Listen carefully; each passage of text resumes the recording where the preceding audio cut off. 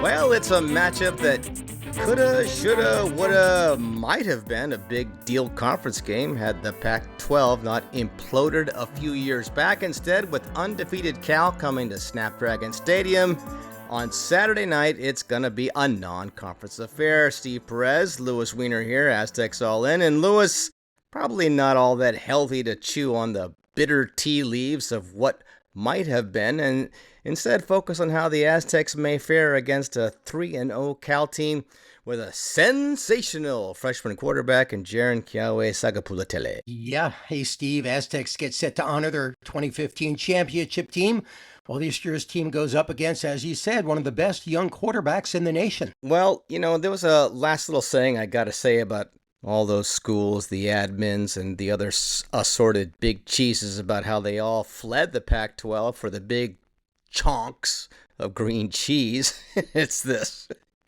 Careful what you wish for. You may get it. By the way, you said the quarterback's name. I was going to try to do it first because I practiced it a lot, Jaren Kiawe Sagapulatele. So there you go. I'm very proud that I said it. Having gotten the kid's name out of my mouth once, I'm going to go straight to that 3-letter shorthand that I heard the TV guys going with when they were handling Minnesota in Berkeley over the weekend. JKS, right? There you go. That's simple.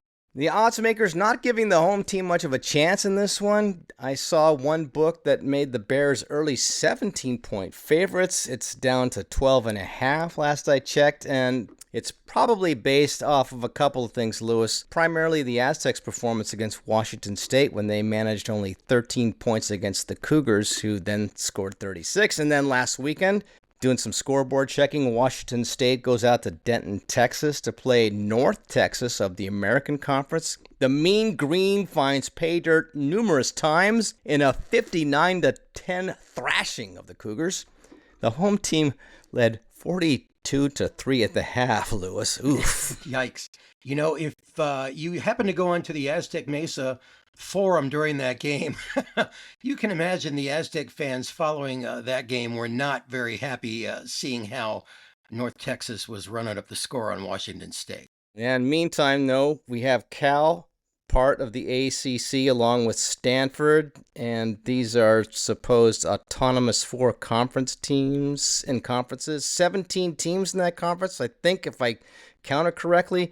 And they are looking stout on both sides of the ball. The Aztecs, of course, hoping to draw a big crowd Saturday for the 7:30 p.m. kickoff at the CBS Sports Network. Yeah, Aztecs did not fare too well against Cal last season. I talk a little bit about that in a few minutes. Last year, it was a running game that the Aztecs weren't able to handle, Steve. And so this year, it's supposed to be the quarterback and the passing game. So something has to give. We'll have to see where it goes this season. The Aztecs had that entire bye week to try to build some momentum and some hype coming into this game, and we have some sound from Coach Sean Lewis talking about all the work that went into distributing 4,000 comp tickets to boost support for the home crowd. I know Cal's going to bring some people down, but we also did an awesome job. Hats off to our support staff going out and all of us kind of taking part in an effort and initiative to get out, get some tickets, engage with some different organizations and groups around the community. So have an additional just around 4,000 tickets that are out for a good environment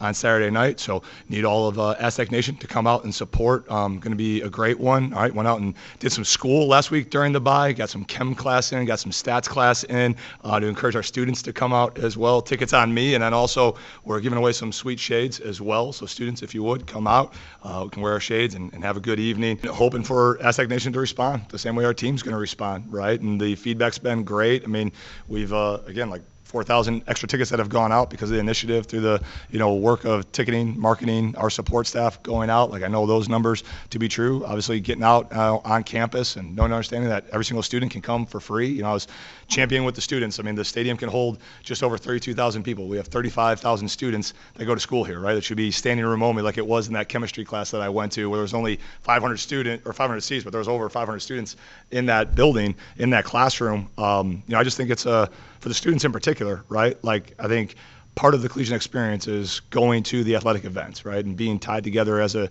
community, rallying around the Aztecs. And that party should start, at Snapdragon in the fall, and then it should transfer to Viejas in the wintertime, and then down to, the Aquaplex and the softball diamond and the baseball diamond in the spring. It should just be a nonstop party that rolls, right, wherever the marquee matchups are. Peterson Gym as well for volleyball, right? Like, that should just be a part of the experience. And I'm grateful for all the people who have shown up, but I think that we can, again, obviously pour some more people in. We got to play better so that more people are interested. But, there's some great things that are going on, like the giveaway, like the fan engagements, the DJ, the in-game atmosphere, the new traditions that, we need everyone to come be a part of so we can make that pretty special. I mean, at the end of the day, right, like, we're San Diego's football team. Right. And so come support us, come be a part of this. And again, like with all that there is to do, there's some great options, to be able to come and participate and be a part of building and creating a new legacy and something special as we, make Snapdragon the place to be Saturdays in the fall. So they were all over the place, as you may have heard. They were downtown, PB, North County. They went to that flag football organization thing and where they passed out close to 1,000. That was in Rancho Bernardo, right? Did you get a chance to see any of those places that Coach Lou and the rest of the Aztec faithful on campus were visiting to try to drum up interest, Louis? I did not, and I was not on campus this week checking it out, but he said he was, he went to some classes, and that's great. It reminds me of the old days when Steve Fisher says he used to walk around campus handing out tickets, and, we know how that program ended out, pretty successful. Yet to be seen whether or not the fans react to this or not. I think the students will show up this week. The Aztecs sent out notifications to all season ticket holders that they had 2 tickets to give away to anybody who might want to go to the game. So they're trying to fill the stadium up best they can by handing out tickets on campus and having season ticket holders send free tickets to family and friends. So we'll see if it works. Back to that, be careful what you wish for, you might get it thought. There's probably going to be a healthy Cal contingent because that is an older university. It's got a bigger legacy. And now they're on that big autonomous 4 thing. And they have that sensational quarterback and undefeated. But Coach Lou knows about stats and accounting because he was joking that he got C's in those classes and that he shared that with his students. One of the majors I heard him refer to previously was agronomy, and now he said he was an agricultural journalist major, but at any rate, he realized after going through those tough stats and accounting courses that a business degree was probably not going to be for him. Did he say agricultural journalism? I think that's what he said. That's I didn't know I am. there was such a thing. That was, I guess, journalists, covering the agricultural industry. So there you go. Well, yeah, back in the day, it was very important. Louis, I know you're all about the quarterback, so how about we start off with that issue of the sensational new QB with the easy-to-pronounce 3 initials and talk about what the Aztecs will face when they are in the defensive phase of the game. Steve, a huge challenge for the SDSU defense against Cal this week as it faces one of the best, if not the best, freshman quarterbacks in the nation. His name is Jaron Keave Sangapula-Tele, fresh off a 3-touchdown and career-high 279-yard performance in Cal's 27-14 win last week against Minnesota. So far this season, he's thrown 6 touchdowns to just 1 interception, while completing 67% of his passes. Coach Sean Lewis says there is a lot to like about this freshman. He's efficient. He throws on time and on target. You can tell he's very decisive, and he trusts the pieces that he's playing with. So he's done a really good job to where, again, as simple as it is, if one's open, he's taking 1. If one's not, and he progresses to 2, and 2's open, he's taking 2. So again, he's just been consistent with his footwork. He's been consistent with his decision making, and he's done a really nice job throwing on time and on target and playing catch with his guys. I mean, based off the film I've seen, he's got a lot of things figured out already, right? I mean, there's a calm and there's a composure to what he's doing. Again, I value the game reps. He's obviously mature beyond his years, but anytime you're able to accumulate, more game reps, see more pictures, it's only going to lead to greater confidence and greater conviction in the decision making, a greater familiarity with what they're doing within their scheme. But man, he's doing a great job with what they're asking him to do and the way that he's operating it. And you can tell each week as they go, there's not a situation where he doesn't seem comfortable, where he doesn't seem confident, and that they don't have him operating at a high level. Just like at the end of the first half, this past week, they get an opportunity for him to go execute a, end of half 1 minute drive, and they cut him loose and they come away with points, right? So it's like he's learning, he's growing obviously on the job, and he's doing it at a very, very high level. So we got to do a good job, obviously making it really tough on him. The Aztecs will be very familiar with Sangapula Tele's primary target in UNLV transfer, Jacob DeJesus. Against Minnesota, he pulled in 7 catches for 54 yards after grabbing 7 catches for 75 yards last year against the Aztecs when he played for the Runnin' Rebels.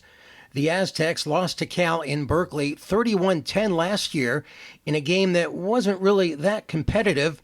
In that game, the defense gave up 473 yards, 198 in the air, and 275 on the ground. Coach Lewis was asked if he can use last year's Cal game in preparing for this week's game. Yeah, absolutely. Absolutely we can. Again, probably more so on the defensive side of the ball, because there's been more continuity within the personnel and the way that they're playing it, more so than, the offensive side of it. But again, like philosophically, you can tell there's a brand of football that they want to play, and there's a style in which they're going to play it. Like, they play the game the right way. They're a disciplined, physical group in all 3 phases, and then it's ironic because, again, just with all the turnover, like one of their most explosive playmakers is Jacob DeJesus, right, who was at UNLV. So we didn't play him in a Cal jersey last year, but I sure know who that character is, right? And he's a dynamic playmaker. He's continued to be that through 3 weeks, right? So there's familiarity of who the pieces are. And then again, we're at this point with a 3-game sample size to where you can see how it's coming together, right? And you can see, some of the things obviously that they're leaning and hanging their hat on that they like to do. But yeah, anytime you get a chance to truly know, okay, hey, this is who these characters are, that you've played them and you've seen them, there's probably a decided advantage to that. It's been a slow start for SDSU star edge rusher Trey White, who has 0 sacks so far this season after 2 games. White had 2.5 sacks in last year's Cal game and was asked during this week's media availability if he feels he's drawing a little more attention this season. Yeah, just a little bit. Just getting a lot of action away from me, but I'm not really worried about the numbers this year as long as we're all doing our job. And I know the sacks will come, like last year. I think I only had half a sack 2 games in, so, the sacks will come in due time, so I'm not really worried about that. White says the Aztecs know just how talented Cal's quarterback is, but they have to worry about what they can control, and that involves simple fundamentals. He says their tackling wasn't great against Washington State, and that must improve, and that if everybody focuses on their jobs, they'll be all right. They have a really, really good freshman quarterback. I know that the D-line this week for us can affect the game a lot. If we can just make them kind of feel under pressure, I feel like we have a big role in this game this week, so I'm really excited for that and for the challenge, because it's kind of been slow up front for our standard, so I'm really excited for that. They have really, really good O-line and good, solid skill position groups and a good group of tight ends, so I'm excited for the challenge, and it should be a really good game. We just got to make the plays that come to us, really, and then we just got to just be relentless in our pass rush. We may not get there on our first move. We just got to keep on throwing those counter moves, and we know the D-line is going to be a huge part in this game. We got to stop the run and force them to pass the ball. And once we get them in those 3rd and long situations, we got to be ready to eat and ready to make some plays. Lewis is not forgetting how Cal gashed the Aztecs on the ground last year for nearly 300 yards. So just because the freshman quarterback is getting all the attention, that doesn't mean they can focus just on the passing game. Yeah, we got to do a great job winning the pre-snap process. They do a great job with their offensive minds, and obviously the quarterback controlling all the little zest and the seasoning that they put on it, where they move the people around, because they do a nice job putting skill in the backfield to create easy completions, and keep it, as much as it's window dressed, up for him to be able to keep it simple as well, right? So with all the window dressing, they move pieces around about 65% of their normal down and distance snaps, right? We have to take great pride in urgently communicating and winning the pre-snap process. So we have our cleats in the ground, we're all tied together, and we're not giving away any freebies. It's still pretty potent, right? I mean, they still do a very good job running counter. They still do a very good job running inside zone.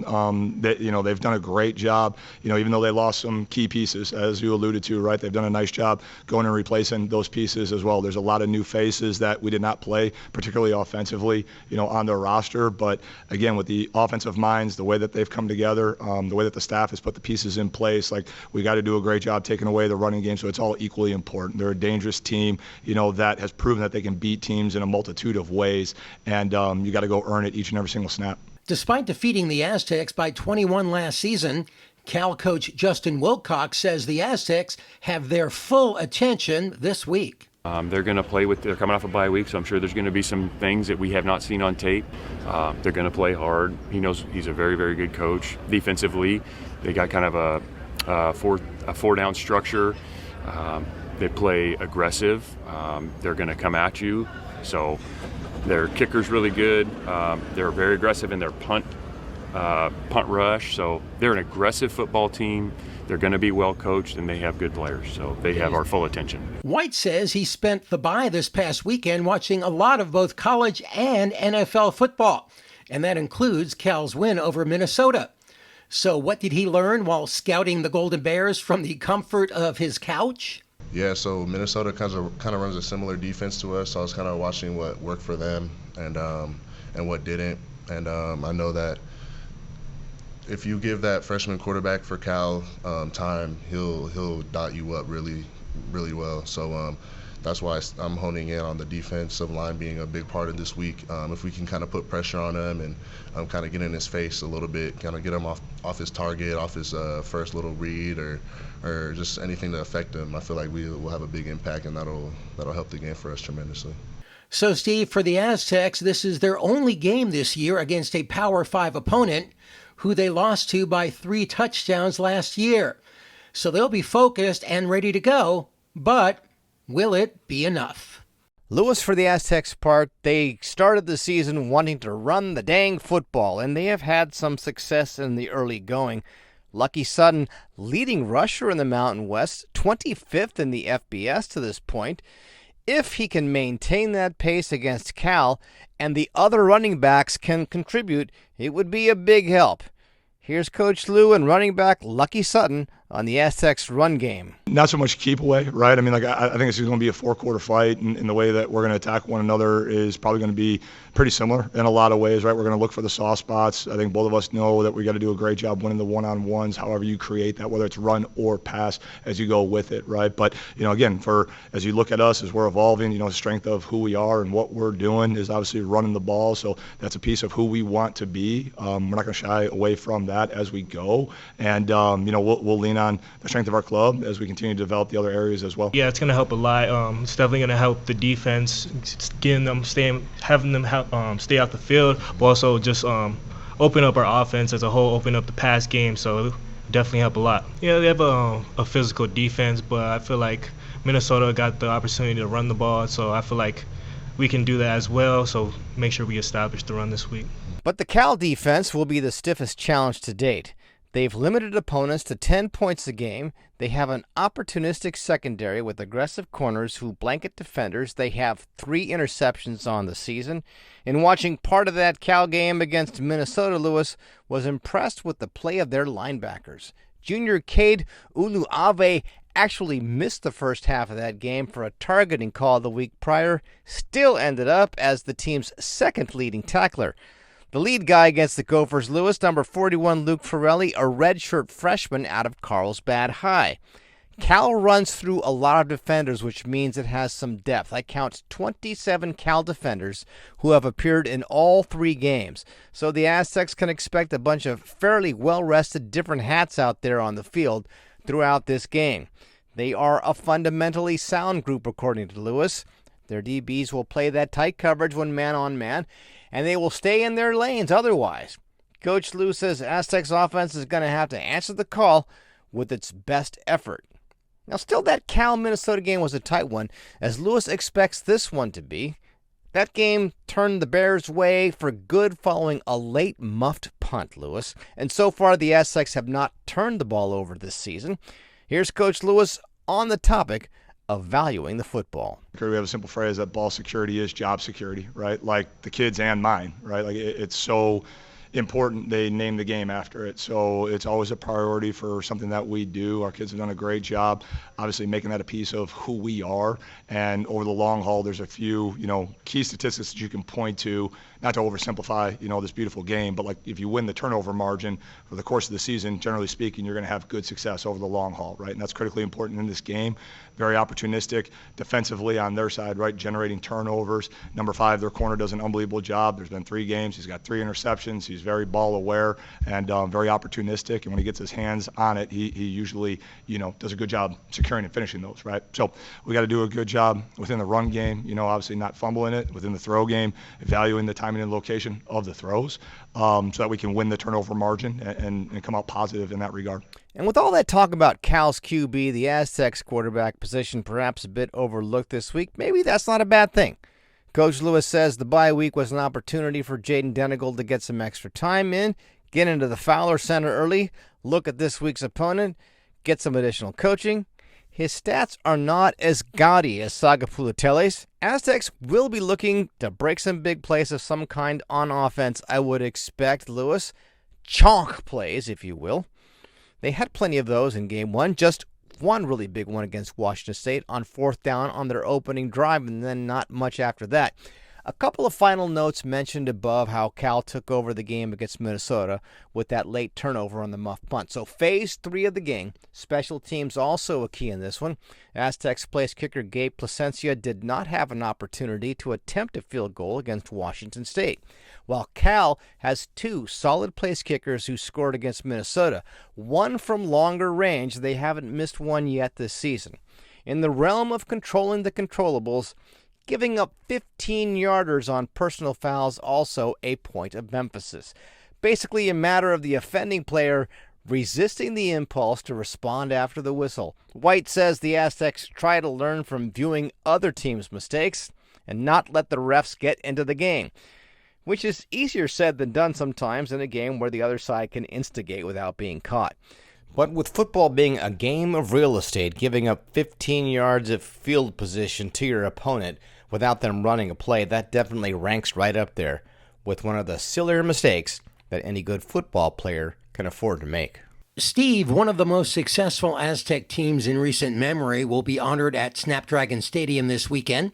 Members of the 2015 Mountain West Football Championship team will be on hand to celebrate the 10th anniversary of that fantastic season. You'll recall the Aztecs struggled early that season, losing 3 of their first 4 games before flipping the script and winning 10 straight to finish 11-3. They defeated Air Force 27-24 in the Mountain West title game and went on to beat Cincinnati 42-7 in the Hawaii Bowl.